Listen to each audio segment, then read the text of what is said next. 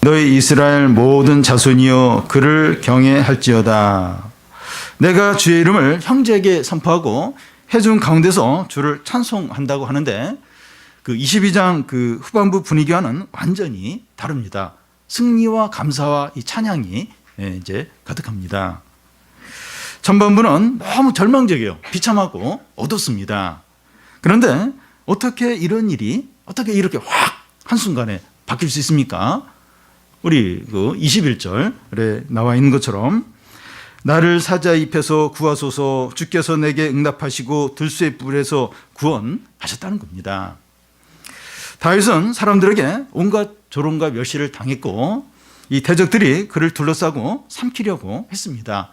그는 이럴 때마다 마음이 다 녹아내렸어요. 그리고 마치 무덤 안에 갇힌 것처럼 너무나도 절망적이었습니다.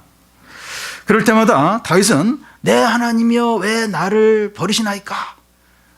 이 사자의 잎에서 구하소서 하면서 간구했습니다. 근데 놀랍게 이 하나님이 다윗의 기도를 들어주시고 구해주신 거예요. 거기서 건져주신 겁니다. 다윗은 이런 일을 경험하고 나서 이 하나님께 한없는 찬양과 감사를 드리고 있습니다.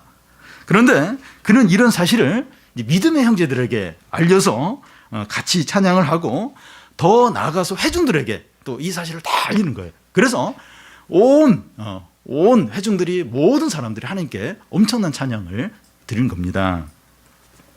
근데 다윗은 거기서 멈추지 않고 그 여호와를 두려워하는 자들, 그 여호와 두려워하는 자들 바로 또 이제 뭐 야곱의 모든 자손들 또 이스라엘의 모든 자손들이 나오는데 다 같은 이제 사람들을 의미하는데 이 사람들을 다 이렇게 초청을 해가지고 이제 하나님께 또 찬양을 하는 겁니다.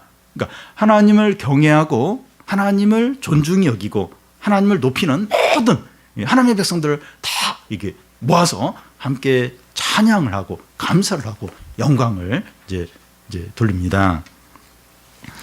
여러분, 한 성도가 위기와 어려움 가운데서 경험한 이 하나님의 은혜와 구원은 개인의 일이 아니라 하나님의 일입니다. 그래서 가까운 믿은 형제들뿐만 아니라 성도들이 함께 공유를 하면서 하나님을 찬양하고 감사하고 영광을 돌려야 됩니다. 그게 개인의 일이 아니야. 개인이 잘 됐네. 너무 좋네. 그 개인의 일이 아니라 하나님 일이에요. 하나님의 일이고 그게 다 이제 이 모든 믿는 형제들과 또 공동체와 관련이 되는 일이라는 겁니다.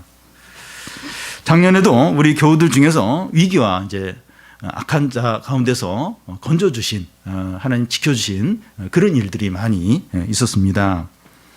최근에도 이 하나님께서 이 직장에서 힘이 있는 또 불의한 이 상관으로부터 한 교우를 구원해 준 일이 있었습니다. 이런 일들은 온 교우들이 같이 감사하고 기뻐하고 영광을 돌릴 일입니다. 이런 하나님의 응답과 이 구원은 그 교우의 개인적인 일이 아니라 온 교우들의 응답이고 구원이기 때문입니다. 하나님이 우리 공동체 함께 하시는구나. 하나님이 우리를 지키시는구나. 우리의 기도에 응답하시는구나. 이게 이제 이게 공동체에 이제 같이 이게 누려지는 겁니다. 그러니까 그 사람 개인이 이게 좋은 일이 있었다. 그게 아니고 이게 하나님 우리 공동체에 함께 계시는 거예요. 그리고 우리를 사랑하시고 불쌍히 여기시고 우리의 기도에 응답하시고 우리를 위해서 싸우시는 이 증거라는 겁니다. 그러니까 이제 그런 일이 이제 한 교회에게 일어났는데 또 한 주 지난 후에는 또 다른 교회에게 그런 일이 일어나요. 또 다음 달에는 또 다른 교회에게 일어난 겁니다.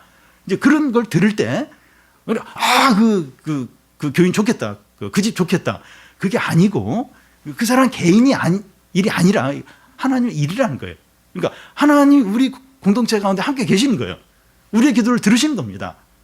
그리고 우리를 위해서 싸우시고 우리를 인도하시고 우리의 필요를 채워주시고 이제 그런 증거들을 하나님께서 이제 보여주신 겁니다. 지금은 이제 그 성도에게 그런 일이 있었지만 또 이제 우리에게 있을 수 있고 또 다른 교회에게 있을 수도 있고 그래서 그걸 이제 함께 기뻐하는 거죠. 그래서 공동체는 항상 하나님께 감사하고 찬양하고 영광 돌릴 이제 그런 일들이 계속 있는 거예요. 왜냐하면 나는 뭐 이렇게 그런 응답이 이렇게 지금은 없을 수 있지만 다른 어떤 성도들에게 이제 그런 응답과 또 하나님이 일하신 것들, 하나님 지켜주신 것들, 건지시는 일들이 일어나니까 그 일로 인해서 또 이제 찬양을 같이 하는 거예요. 왜냐하면 그건 우리의 일이기 때문에 하나님이 우리 가운데 함께 하시는 증거이기 때문에 계속해서 이제 모일 때마다 그런 이야기를 나누면서 감사하고 찬양하고 영광을 이제 돌리는 겁니다. 그래서 우리는 이제 다른 성도에게 응답과 이제 감사한 일이 있을 때 비교하면서 시기하지 않도록 해야 됩니다. 하나님은 저 가정에 저렇게 하시고 우리 가정에 왜 아무 일도 안 일어나는 거면서 막 하나님 너무 하셔. 그럴 일이 아니에요. 하나님은 이 사랑과 은혜가 너무 무한합니다. 그 사람 개인 일이 아니고 이 공동체, 우리 함께 모여서 신앙생활하는데 하나님이 우리와 함께 하시는, 그리고 우리를 사랑하시는, 불쌍히 여기시는 그 증거라는 겁니다. 그래서 나에게 이제 그런 일이 있을 때는 또 그걸 이제 함께 이제 나누면서 교우들이 기뻐하고 또 다른 성도들이 그런 일이 있을 때는 또 그거 가지고 내일처럼, 내일이죠, 내일. 얼마든지 하나님은 우리에게도 이제 역사하실 수 있는 내일인 거죠. 우리는 이 다른 성도들에게 응답하시고 축복하신 하나님께 감사하고 찬양하고 영광 돌리는데 인색하지 않도록 해야 됩니다. 그래서 그런 일이 있을 때는 같이 감사하고 찬양하고, 그래서 이 성도들이 모이는 게 얼마나 중요한지 모릅니다. 모임에서 또 공동체 안에서 이제 그런 얘기를 듣게 되죠. 그런 얘기를 나누면서 같이 이렇게 찬양하고 감사하고 소망이 생기는 거예요. 나는 이렇게 힘들어가지고 하나님 안 계신 것 같고 날 버리신 것 같고 내 기도도 안 들으신 것 같이 여겼는데 그게 아니구나. 하나님 우리 가운데 함께 계시는구나. 그걸 이제 확인하는 거예요. 그러면서 회복이 되면서 감사하면서 이렇게 찬양을 이제 하게 되는 거죠. 그래서 이 다윗이 그러고 혼자서 어떻게 보면 이제 하나님의 경험한 건데 그걸 믿음의 형제들에게 이야기하고 또 회중들에게 그 사실이 알려지면서 온 회중이 막 그렇게 기뻐하고 감사하고 찬양을 이제 했던 겁니다. 그 나인성 과부가 과부의 아들이 이제 죽었어요. 죽어서 이제 장례가 이렇게 치러지는데 예수님이 그걸 보시고 불쌍히 여기셔서 나인성 과부의 아들을 살리십니다. 그러자 그 장례에 같이 참여했던 그 성읍에 있던 사람들이 다 하나님께서 자기 백성을 돌아보셨다 이런 고백을 하면서 하나님께 영광을 이제 돌렸습니다. 그러니까 나인성 과부 개인의 일이 아니라는 거예요. 하나님이 우리 자기 백성을 불쌍히 여기셔서 돌봐주셨다. 그 아들을 예수님이 살린 걸 통해서 그러면서 막 그 성읍의 사람들이 다 이렇게 하나님께 영광을 돌리고 기뻐하고 찬양하는 것을 볼 수가 있습니다. 우리가 이제 그런 거예요. 그래서 참 하나님의 어떤 그런 응답들 또 우리를 건져주신 것들 그런 것들로 인해서 같이 찬양하는 거예요. 기뻐하는 거예요. 내 일은 지금 여전히 어렵고 힘들다 할지라도 참 하나님 살아계시는구나. 우리 사랑하시는구나. 우리와 함께 하시는구나. 우리 위해서 싸우시는구나. 우리의 기도를 들어주시는구나. 우리입니다. 우리. 그러면서 막 하나님께 좀 감사하고 찬양하고 침체되어 있다고 다 이제 회복이 되죠. 하나님이 함께 하시는데 기도를 들어주시는데 우리 위해서 싸우시는데 우리 함께 하시는 증거들이 이렇게 많은데 내가 이렇게 침체하면 안 되지. 그러면서 막 감사하며 찬양하며 기뻐하는 거죠. 다윗은 하나님을 찬양하는 이유를 밝히고 있습니다. 24절에서 27절까지 한 절씩 교대를 읽겠습니다.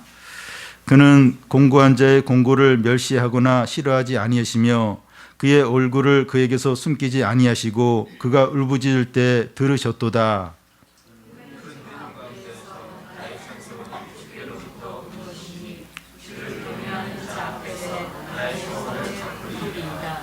겸손한 자는 먹고 배부를 것이며 여호와를 찾는 자는 그를 찬송할 것이라. 너희 마음이 영원히 살지어다. 여기까지만 보겠습니다. 먼저 그 24절을 보면 그는 공고한 자의 공고를 멸시하지 않고 싫어하지 않는다 합니다. 다른 사람들의 힘들어하는 이야기를 듣는 것이 부담스러울 수 있습니다. 그 TV 광고에서나 인터넷 광고에서 그 아프리카에 가난하고 병든 그 어린이들 이런 그런 모습이 이렇게 영상에서 나오면서 그 유니세프에서 이렇게 성금을 하라고 이제 그런 광고가 나올 때 그걸 계속 보고 있는 게 좀 부담스러워요. 계속 보고 있으면 성금을 해야 될 것 같으니까 그냥 바로 이제 다른 쪽으로 이렇게 돌릴 때가 있습니다. 특히 높은 자리에 있거나 힘 있는 사람들은 약하고 낮은 자리에 있는 사람들이 힘들어하는 이야기를 듣는 것을 싫어하는 경향이 있습니다. 사람들의 마음이 이러하니까 하나님도 그의 백성의 고통과 아픔에 대해서 싫어하고 무시하지 않을까 그런 생각이 들 수 있는데 그렇지 않다는 겁니다. 우리도 이렇게 누구 이제 막 힘들다, 뭐 어렵다 이런 얘기 이제 부담스러운데 하나님도 우리가 막 뭐 힘들어 죽겠다, 고통스럽다 막 이런 얘기를 할 때 하나님도 싫어하지 않을까? 근데 하나님은 그렇지 않다는 겁니다. 그리고 24절 중간에 보면 그의 얼굴을 그에게 숨기지 아니하시고 그가 울부짖을 때 들으셨다고 이렇게 말합니다. 그런데 그 22장 앞에서 그 22장 그 1절 2절에 보면 내 하나님이 어찌하여 나를 버리시나이까? 내가 밤낮 부르짖어도 왜 부르짖음에 응답하지 아니하시나이까? 이렇게 했습니다. 앞에서는 하나님이 자기를 버리시고 또 부르짖어도 듣지 않는다고 했는데 지금은 하나님께서 얼굴을 가리지도 않고 울부짖음을 들었다고 이렇게 말하는 이유가 뭡니까?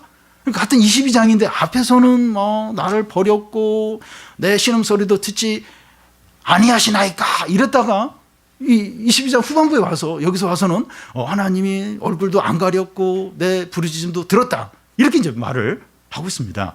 그 이유가 뭡니까? 다윗이 하나님의 응답을 경험하고 나서 이런 고백을 하는 겁니다. 그러니까 응답을 경험하기 전까지는 나를 버렸고 내 기도도 듣지 않았다 이런데 딱 응답을 경험하고 나서는 이렇게 완전히 이렇게 다른 고백을 하고 있는 겁니다. 하나님의 응답과 도움을 이제 경험하고 나서야 그때 하나님이 나를 버리신 것도 아니고 내 기도를 듣지 않으신 게 아니구나 이걸 깨닫게 된다는 겁니다. 어떤 자녀가 이 부모에 대해서 자기에게 관심도 없고 사랑도 없고 막 미워하기만 한다고 아빠 엄마는 나 미워하기만 한다고 막 그렇게 불평을 했는데 좀 시간이 지나서 나중에 어떤 계기를 통해서 그게 아니었구나 하나 부모님이 나를 위해서 너무 수고를 많이 하셨구나 그걸 이렇게 깨닫고 나서 이렇게 참 감사해 하는 경우가 있는데 그와 같다는 겁니다. 우리는 어려움과 고통 가운데 있을 때는 하나님이 나와 함께 하시지 않고 기도도 듣지 않으신다고 하면서 이 불평하고 침체 가운데 빠져 있었는데 어려움이 해결이 되고 나면 하나님이 나와 함께 하셨고 기도도 들으셨구나 하는 걸 깨닫게 된다는 겁니다. 우리가 얼마나 약한지 몰라요. 이렇게 어려움이 생기면 하나님이 나를 버렸다고 생각을 해요. 그리고 하나님 내 기도 안 듣는다고 그렇게 생각을 합니다. 기도 몇 번 했는데 기도 응답이 안 되고 상황도 나아지지 않으면 하나님 내 기도 안 듣는다고 그렇게 생각을 해요. 근데 어려움이 해결이 됐어요. 기도 응답을 하셔서. 그러고 나면 하나님 안 들은 게 아니셨구나. 나와 이렇게 함께 하지 않으신 게 아니구나. 그때서야 이제 그걸 깨닫는다는 겁니다. 그래서 너무 부끄러워하면서 감사해하면서 어찌할 바를 몰라 할 때가 있습니다. 내가 왜 그렇게 그때 불평을 했지? 왜 이렇게 그때 침체가 됐지? 이러면서 너무 부끄러운 거예요. 생각을 해보니까 그때 하나님이 들으셨어요. 그때도 일을 하고 계셨는데 그걸 전혀 생각도 안 하고 믿지 못하면서 불평을 이제 했던 겁니다. 근데 어려움이 해결되고 나서 그제서야 너무 부끄러운 거예요. 너무 참 자신의 믿음이 없는 게 너무 이제 창피하게 여겨지면서 또 한편은 너무나도 이제 감사한 거죠. 그래서 우리는 이 고통과 고난 가운데 있더라도 이 하나님을 신뢰하고 감사하고 찬양할 수 있습니다. 왜냐하면 하나님은 고난 가운데서도 우리와 함께 하시고 우리의 기도를 듣고 계시기 때문입니다. 우리는 너무나 믿음이 없어서 어려움이 있거나 고난이 지속이 되면 하나님이 우리를 버렸고 우리의 기도도 듣지 않는다고 단정하면서 불평하고 침체에 빠지기 때문입니다. 사실 믿음이 너무 없어요. 네. 저도 그렇고 믿음 너무 없어요. 일이 이렇게 잘 되고 또 이렇게 막 그 일이 풀리고 좋은 일이 생길 때는 굉장히 이렇게 믿음이 좋은 것 같은데 뭐가 틀어지고 뭔가 이렇게 예상치 않는 어떤 변수가 생기고 또 원하지 않는 일이 일어나고 그러면 이제 마음이 다치면서 하나님이 나와 함께 하지 않는 것처럼 그렇게 여기면서 불평하고 두려움 빠지고 침체 빠질 때가 너무나도 많다는 겁니다. 근데 고난 가운데 있든지 여전히 어려운 가운데 있든지 여전히 하나님 함께 하세요. 기도를 다 듣고 계십니다.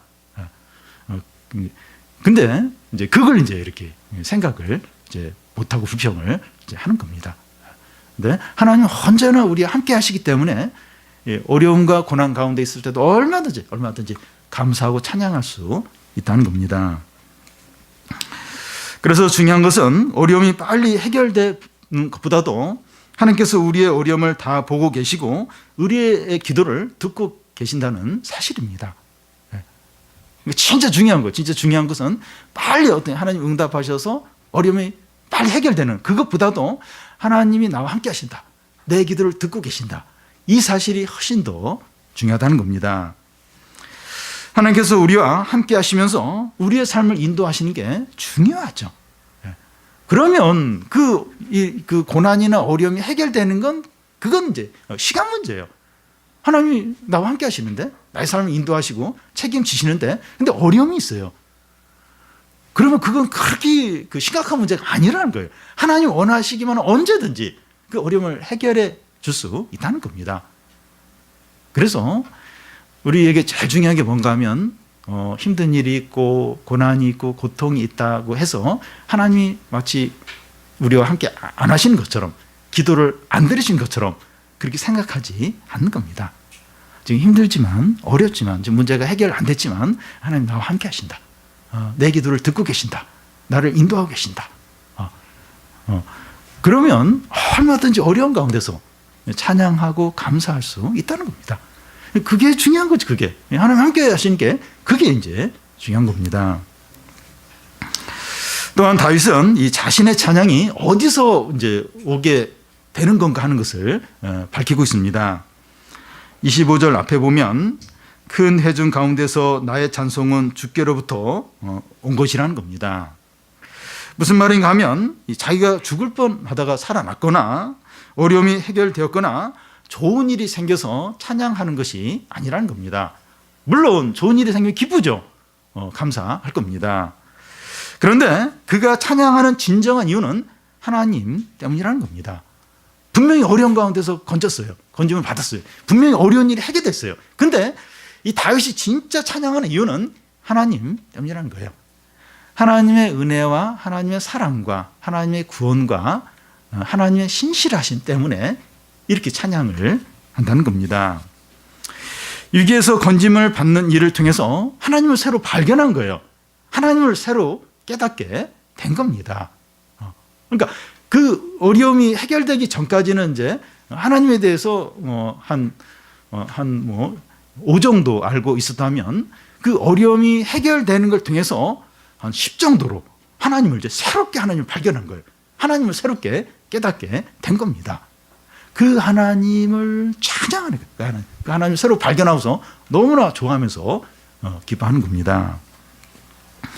우리는 이 좋은 일이 이제 생겼을 때, 예를 들어 대학에 합격했거나 취직을 했거나 또 연봉이 올랐거나 질병이 나았거나 직장의 어려움이 해결됐거나 사업에 힘든 문제가 해결이 되었을 때 그 일로만 기뻐하지 않도록 해야 됩니다. 물론 기쁘죠. 감사한데 그 일 자체로만 기뻐하고 끝나지 않도록 해야 됩니다. 이렇게 응답하시고 축복하신 하나님을 더 이제 실제적으로 느끼고 더 가까이 하고 더 기뻐하고 더 사랑하는 기회가 되어야 합니다. 왜냐하면 이 선물보다 선물을 주신 분이 더 크기 때문이죠. 더 중요하기 때문이죠.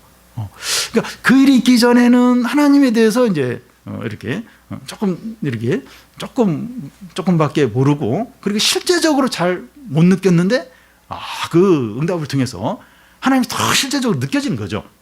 하나님이 더 가깝게 느껴지고 하나님을 더 사랑하는 기회가 되는 것이죠.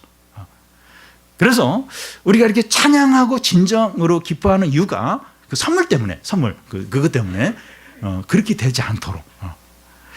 그러니까 이게 선물만 이렇게 좋아하게 되면 그 신앙이 굉장히 얄팍하게 돼요. 그러니까 선물이 없으면 금방 이게 낙심해요. 불평해요. 그러면서 막 침체에 빠지기가 쉬운 겁니다. 그런데 이 선물이 아니라 이 선물을 주신 그 하나님을 우리가 의지하고 바라보게 되면 선물이 있든지 없든지 어려움이 있든지 또 뭐 좋은 일이 있든지 그거에 덜 매이면서 계속해서 이렇게 신앙이 살아있고 또 항상 기뻐할 수 있고 항상 이렇게 은혜 가운데 지낼 수 있게 됩니다.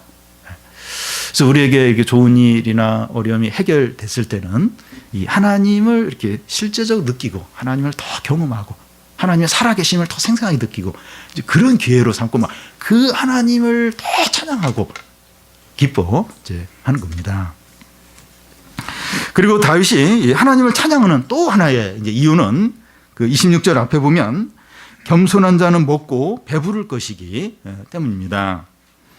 세상은 이 정글이기 때문에 정글의 법칙이 이제 통합니다. 이 정글의 법칙이 무엇인가 하면 적자 생존이고 무한 경쟁입니다. 이 정글에 적응하지 못하면 다 도태돼요. 강한 자만 살아남습니다.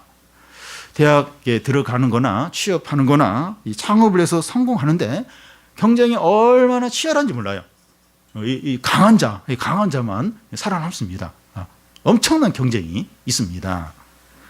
그런데 이 겸손하면 생존이 불가능한 거예요. 겸손하면, 온유하면 생존할 수가 없는 겁니다. 그러나 겸손한 자가 잘 먹고 배부르다면 그 기적이에요. 하나님의 은혜입니다. 우리가 이 세상에서 먹고 살고 집도 있고 또 차도 있고 이 적응해서 지낸다고 하는 것은 기적이고 하나님의 은혜입니다. 뭐 딱 자기 집은 아니다 할지라도 어쨌든 집이 있고 뭐 차도 있고 먹고 살고 기적 하나님의 은혜입니다. 우리가 대학에 들어가고 직장 생활도 하고 사업도 하는 게 기적입니다. 우리가 이 불법도 쓸 수 없고 뭐 거짓말도 하지 않고 아부도 하지 않는데 이 사회에서 생존하고 이렇게 성공적으로 살고 있다. 기적입니다, 기적. 그러니까 다 거의 막 불법을 써요. 거짓말하고 아부하고 막 이런 가운데서 우리가 생존하고 먹고 살고 있고 또 이렇게 남들보다 또 앞서 나가기도 하고 기적입니다, 기적. 이 하나님의 은혜입니다. 겸손한 자가 먹고 이렇게 배부른 거, 이 기적이죠. 하나님이 이렇게 도와주지 않으면 안 된다는 겁니다. 우리가 이 정글 같은 세상 가운데서 생존하고 성공적으로 이렇게 살고 있는 것에 대해서 감사해야 돼요. 이 하나님의 은혜에 기뻐해야 됩니다. 이 온유하고 겸손한 자를 하나님께서 지키시고 인도하시고 책임지시고 필요를 채워주시기 때문에 우리가 이렇게 참 이렇게 부족한데 약한데 이 정글 같은 곳에서 잡아먹히지 않고 이렇게 삐죽고 들어가고 또 이렇게 생존하고 또 뭐 조금 앞서가기도 하고 이제 그럴 수 있는 거죠. 절대 이게 당연한 게 아니에요. 이 겸손한 자인데 온유한 자인데 이 양 같은 자인데 이 이리들 틈 안에서 이렇게 버텨내고 이렇게 생존하고 이렇게 자신의 자리를 지키고 이게 이제 절대 당연한 게 아니라는 겁니다. 감사한 거예요. 기적입니다. 다윗은 이런 하나님을 찬양하자고 더 다양한 사람들을 초청을 하고 있습니다. 29절, 30절에 보면 우리 같이 한번 읽겠습니다. 세상의 모든 풍성한 자가 먹고 경배할 것이요 진토 속으로 내려가는 자 곧 자기 영혼을 살리지 못하는 자도 다 그 앞에서 절하리로다. 후손이 그를 섬길 것이요 대대 주를 전할 것이며. 서로 반대되는 두 부류의 사람이 나오는데 세상의 모든 이 풍성한 자와 진토 속으로 내려가는 자입니다. 이 세상의 모든 풍성한 자는 부와 권력과 높은 자리에 있는 사람을 가리킵니다. 진토 속에 내려가는 자는 가난하고 약하고 죽어가는 그런 사람을 가리킵니다. 부와 권력과 높은 자리에 있는 사람이 이 하나님을 찬양하는 게 얼마나 어려운지 모릅니다. 이런 사람들은 자기의 가진 것을 자랑하고 의지하기가 쉽습니다. 그런데 이런 사람은 자기의 많은 소유가 아무것도 아니고 한순간에 사라질 수 있다, 이것을 인정을 하고 하나님만 의지하고 찬양을 하라는 겁니다. 이게 많이 가진 자, 이게 남들보다 이렇게 좀 많이 가진 자는 이게 한순간에 사라질 수 있다. 한순간에 이게 아무것도 아니다, 이걸 항상 인정을 하고 이제 하나님만을 찬양하고 의지하도록 하라는 겁니다. 또 가난하고 약하고 이 죽어가는 사람들도 하나님을 찬양하기가 얼마나 어려운지 몰라요. 여러분, 이 고난이 있고 고통이 있으면 마음이 상해요. 힘들어집니다. 그러면서 이렇게 하나님 찬양하기가 어렵습니다. 근데 이런 사람들은 가진 것이 없으니까 더 이제 이 하나님의 은혜와 하나님의 능력을 더 바라보는 거죠. 더 이제 소망을 하라는 겁니다. 그래서 이 부유한 자나 가난한 자나 평안한 자나 고난 가운데 있는 자나 자기 문제에 빠져 있지 말고 하나님만을 찬양하고 감사하고 영광을 돌리라는 겁니다. 양극단에 있는 부유한 자, 또 막 너무 이렇게 힘들고 고난 가운데 있는 자, 어떤 이 자이든지 자기의 어떤 거기에 빠져 있지 말라는 거예요. 빠져 있지 말고 이 하나님을 바라보고 감사하고 찬양하고 이렇게 놀라운 일들을 행하시는, 살아계시는, 우리와 함께 하시는 그 하나님을 의지하고 찬양하고 영광을 돌리라는 겁니다. 더 나아가서 다윗은 이 후손들에게까지 이 하나님을 찬양하라고 권하고 있습니다. 이 30절에 보면 후손이 그를 섬길 것이요 대대의 주를 전할 것이라는 겁니다. 자녀들뿐만 아니라 이 손자들에게까지 이 하나님께서 행하신 놀라운 구원과 응답과 은혜를 전해서 이 후손들도 이렇게 하나님을 찬양하도록 하라는 겁니다. 하나님은 후손 대대로 찬양받고 영광 받으셔야 한다는 겁니다. 그러니까 이 하나님이 얼마나 이렇게 찬양을 받게 합당하신가 하면 후손들까지, 대대 후손들까지 다 이 하나님을 찬양하고 또 감사를 드려야 한다는 겁니다. 부모는 자기 자녀에게 하나님께서 그의 인생 가운데 행하신 놀라운 은혜들을 알려주어서 자녀들이 하나님을 찬양하게 하고, 그러니까 애한테 그런 얘기를 하는 거예요. 이렇게 아빠가 얼마나 잘 나갔는지 알아? 얼마나 공부 잘했는지 알아? 돈 많이 벌었는지 알아? 이런 얘기 하는 게 아니라 하나님이 이렇게 아빠의 삶 가운데서 이렇게 어떻게 일을 하셨는가, 어떻게 인도를 하셨고, 어떤 기도를 응답해 주셨고, 어떤 위기 가운데서 어떻게 건져 주셨고, 이런 이야기를 하는 거예요. 자녀가 이제 그 부모의 이야기를 들으면서 찬양을 하고, 또 자녀가 그 자기 자녀에게 또 자기의 인생 가운데서 하나님이 일하셨던 것들을 또 이야기를 해주는 거예요. 그래서 그 자녀가 또 이렇게 하나님을 찬양하도록, 그래서 자손 대대로 이렇게 하나님을 찬양하고 감사하고 영광을 돌리게 하라는 겁니다. 하나님은 그러게 합당하시다는 거예요. 두고 어떤 집안은 참 명문가 집안인데 자기 조상들이 얼마나 뛰어난가, 자기 조상 중에 얼마나 대단한 어떤 그 정치인들이 나왔고 학자들이 나온가, 그걸 이렇게 자식들에게 계속 이야기, 우리 집안은 뼈대 있는 집안이다, 우리 명문가 집안이다, 계속 그러면서 그 이야기를 하면서 그 자녀들에게 자기 가문의 어떤 위대함, 그걸 이렇게 심어주고, 그래서 너희들도 공부 열심히 해야 된다, 너희들도 그런 훌륭한 사람이 된다, 그런 이야기를 하는데, 우리는 이제 그런 이야기를 할 게 아니라 또 뭐 그렇게 할 것도 없어요. 부모님들에 대해서 할 것도 없고 할 얘기도 없고, 그러니까 뭐 하나님 얘기하는 거죠. 우리의 나의 삶 가운데 하나님이 어떻게 일을 하셨고 응답하셨고 인도하셨고, 하나님 좀 어떻게 또 놀랍게 일하셨는가, 이제 그 얘기를 이제 이야기해주고, 또 그 자녀는 또 그 자녀에게 또 막 그 이야기해주고, 그래서 자손대대로 이렇게 하나님께 찬양하고 감사하고 영광 돌리도록 하라는 겁니다. 하나님은 그러신 분이라, 그러신 분, 대대 자손 대대 찬양받기 합당한 분이라는 겁니다. 더 나아가서 다윗은 모든 나라의 족속들에게 하나님을 찬양하자고 말하고 있습니다. 지금 이 다윗은 지금 계속해서 막 사람들을 이렇게 하나님 이야기를 하면서 놀라운 일을 하면서 찬양하자고 지금 이제 모든 나라의 모든 족속에게 찬양하자고 찬양을 하라고 말합니다. 27절, 28절을 우리 같이 한번 읽겠습니다. 땅의 모든 끝이 여호와를 기억하고 돌아오며 모든 나라의 모든 족속이 주의 앞에 예배하리니 나라는 여호와의 것이요 여호와는 모든 나라의 주제심이로다. 어떻게 모든 나라와의 이 모든 족속들이 하나님을 이렇게 찬양할 수가 있겠습니까? 이 다윗이 정복한 주위 나라들은 가능할지 모릅니다. 다윗이 주위 나라를 정복하고 너희들은 하나님을 찬양해야 돼. 그래서 그 나라들이 어쩔 수 없이 하나님을 찬양할지 모릅니다. 그런데 다윗이 정복한 나라들이 그렇게 많지가 않아요. 전 온 세계에 있는 나라에 비하면 소수에 불과합니다. 이것은 신약시대 복음이 온 나라들에게 전파되면서 참 사람들이 이렇게 하나님을 믿고 찬양하는 것을 말한다고 볼 수 있습니다.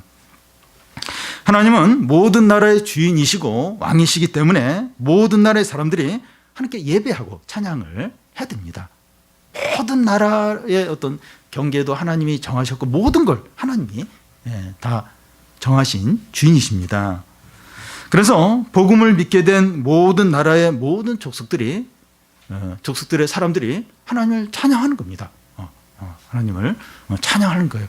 그러니까 믿는 사람들은 이제 이렇게 당연히 하나님을 찬양해야 되고, 또 믿지 않는 사람들은 그 하나님의 영광 앞에서 막 무릎 꿇으면서 억지로라도 경배를 해야 돼요.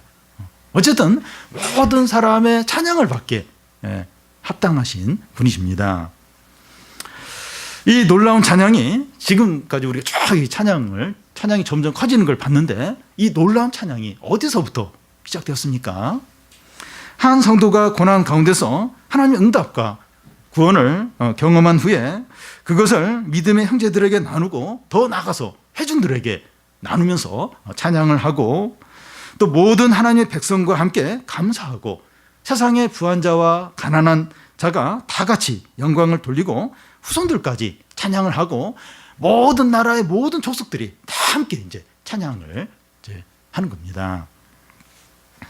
한 성도가 고난 가운데서 하나님의 응답과 구원을 경험했을 때 그것은 개인의 일이 아니라 하나님의 일이고 모든 성도들의 일이라는 겁니다. 우리의 일이라는 겁니다. 모두가 하나님께 감사하고 찬양을 해야 됩니다. 그와 같이 우리도 이 다른 성도들에게 이 하나님께서 응답하시고 은혜 주신 것들을 볼 때마다 우리 자신에게 응답하신 일로 여기면서 함께 기뻐하는 겁니다. 그래서 이렇게 침체가 되면 이렇게 모임에 가기 싫어해요. 또 이렇게 무슨 얘기를 해야 되고, 근데 얘기를 안 해도 되고 뭐 짧게 얘기를 해도 돼요.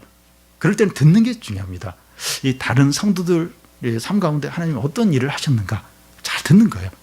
그래서 하나님 우리와 함께 하시는구나, 하나님 기도 들으시는구나, 하나님 우리 삶을 인도하시는구나, 이걸 확인하고 감사를 드리고 찬양을 드리는 겁니다.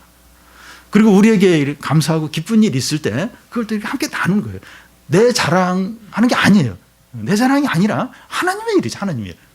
그래서 그걸 들으면서 같이 또 이렇게 또 침체되어 있고 두려워하는 그런 교우들이 다시 힘을 내는 거죠. 힘을 내면서 같이 또 회복이 되면서 찬양을 하는 겁니다. 그래서 우리가 모일 때마다, 우리가 공동체로 모일 때마다 이런 감사 찬양이 계속돼야 돼요.